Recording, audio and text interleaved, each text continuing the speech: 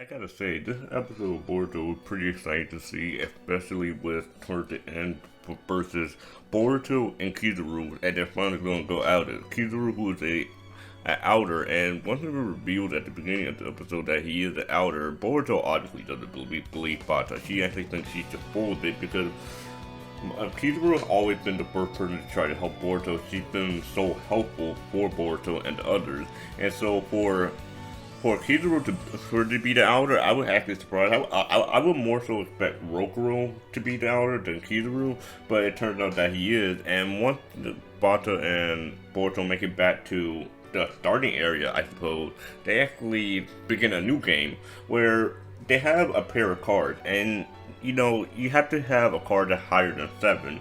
And the thing about that is, of course, Shamo being the guy that he is, he obviously get the 7. I mean the 8 or he already get a good card off rip, while the others are pretty screwed, especially with Bata and the old man. The old man was pretty. He was pretty desperate to stay alive because inside that briefcase was a picture of his family and this drug thing or this drug contraption or whatever you want to call it. So he can fool the investors that are keeping his family hostage just so he could like smoke them out and get his family just like that. And Bata, on the other hand, he's kind of pissed off because it's yet another liar who was rich. But I mean, on the other hand, I kind of understand because this guy's literally broke. He literally has no money. He has literally no leeway to get help. I mean, there's no incentive for anyone to help him, so he had to make an excuse because I mean, he's pretty desperate. I mean, he's literally by himself trying to stop someone from blackmailing his whole family.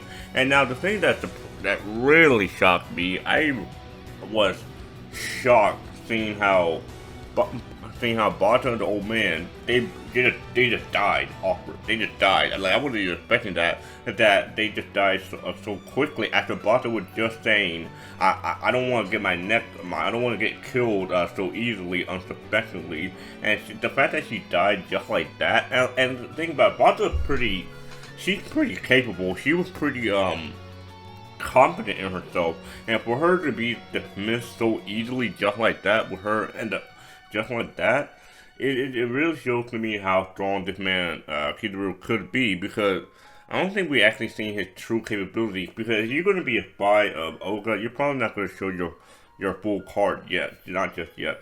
Meanwhile, Kawaki and Sarada, they make it back to Mitsuki, and Mitsuki somehow just get defeated immediately. Like I was surprised how easy Mitsuki got defeated because he immediately got sealed to a whole tree and had these seals all over the place. While Kawaki see all these seals and said, no, we don't got time to be waiting for backup for Konoha. I'm just gonna go into the trap myself and destroy the trap myself by literally setting himself up on fire. Which, I mean, of course, it's a signature Kawaki move. And, it's pretty smart that Kawaki actually did that because, they're in the rush to find this outer. Because, and the thing about this arc is, it's really awesome how they keep mentioning Code's name because it all goes back to Code. He's the only inner left. And it's just so awesome that we're still seeing more outers. And similar to how the Deepa arc was the prelude to the Ishiki/Kawaki arc.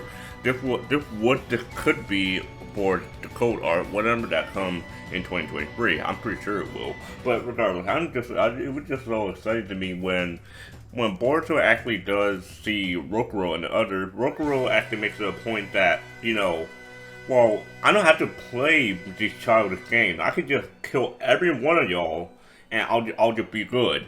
And Rokuro actually has some cool ability. While he's not necessarily strong, not by a long shot, Boruto knocks him out easily.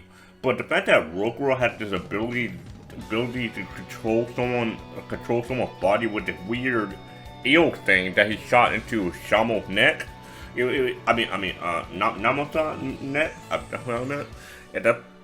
It was just pretty cool to me how you could do that pretty easily. Now I'm pretty sure it wouldn't work on on stronger opponents. Now I'm kind of surprised that he didn't do it on someone like Boruto, for instance, because Namazan is not that strong. I mean, if Boruto really wanted to, Boruto could have easily destroyed him, no question asked. But the thing that confuses me though, is like Yamase, she she was so eager to help everyone out.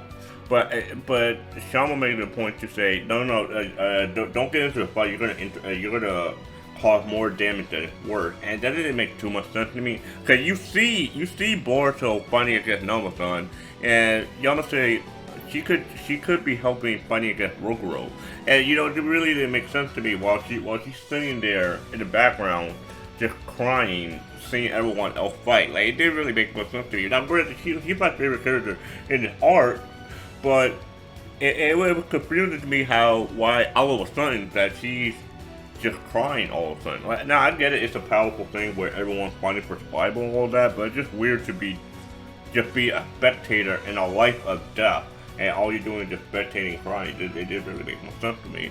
But the fact that someone like Rokuro got beaten so easily was just so awesome. But seeing how Boruto used the Rasengan, the thunderclap arrow, by the way, it's really nice animation. But it was just so cool to me seeing how Boruto was pulling all the stops against Rokuro, and Rokuro had zero regrets. He actually praised Boruto that he did a pretty good job defeating him, and despite Boruto actually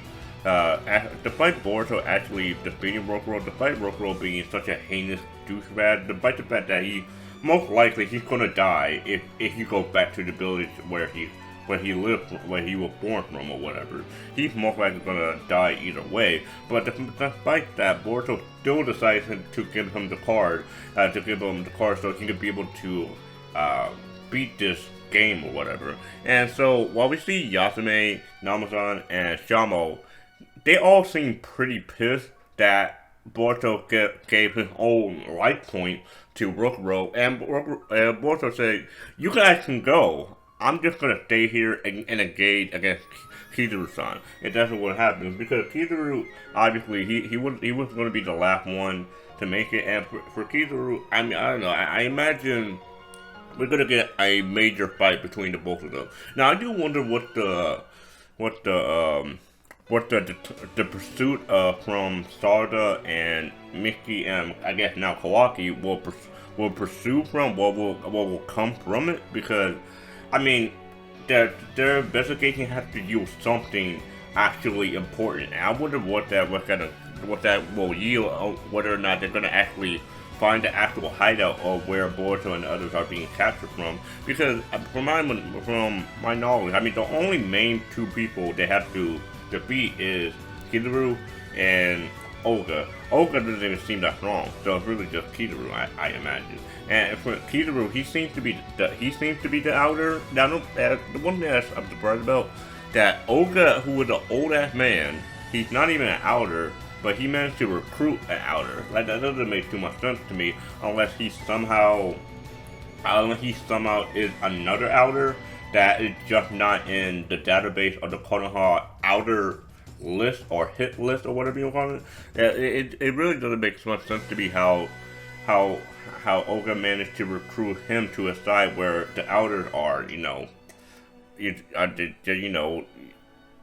Shiki's lackey, really. But Sarda did make it a point to note that we don't know where the chain of command for the outers are, so there's obviously still more outers out there in the world, and it could be possible that Olga is an outer himself too, because I just wonder what ability that Olga have to create all of this amazing stages and